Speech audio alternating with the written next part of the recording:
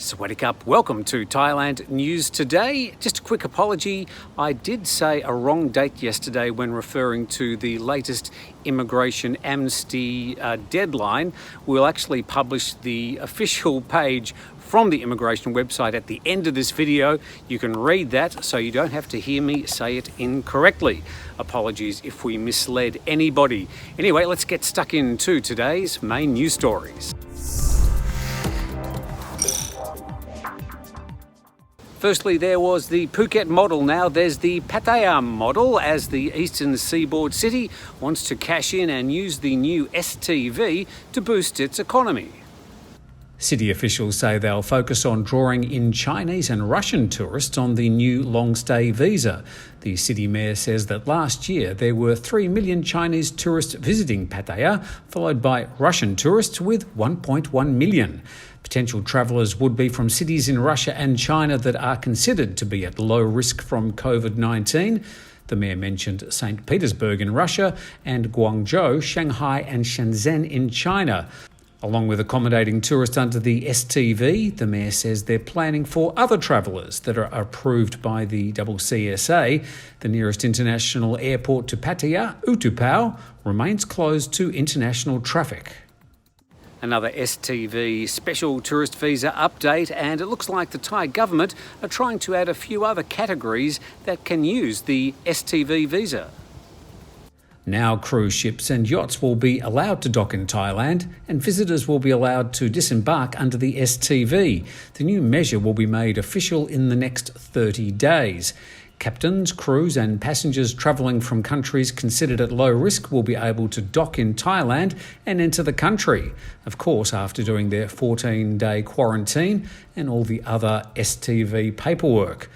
As for the cruise ships, not sure where they're going to be coming from. A fuel tanker has exploded after a collision with a trailer truck in northeastern Thailand, engulfing both and a lot of the area around in flames.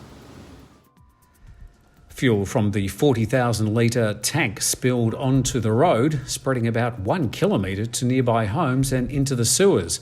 20 cars, motorcycles and tuk-tuks parked along the road were damaged or destroyed in the conflagration. Many people were injured. Currently, we don't have the latest toll. The fuel tanker truck and the trailer truck collided on Highway 21. The drivers were able to flee before the first explosion. 50 fire engines responded to the fire and the road was closed off for a radius of 5 kilometres. It took firefighters more than 4 hours to extinguish the fire. An MP from the Move Forward Party, one of the opposition parties in the Thai Parliament, is facing criminal charges after allegations over alleged media shareholdings. 57 other MPs were acquitted over the same offence.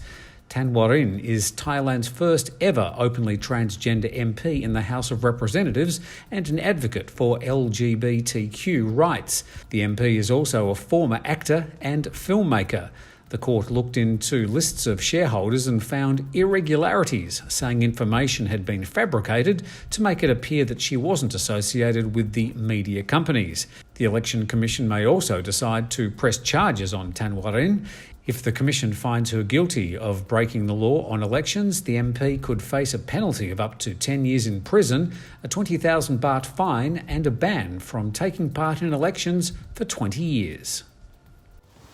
Meanwhile, the Pattaya Municipal Court has accepted the prosecutor's indictment for Thanatorn and also 4 other members of the old Future Forward Party after a flash protest at the Pattaya Skywalk last December.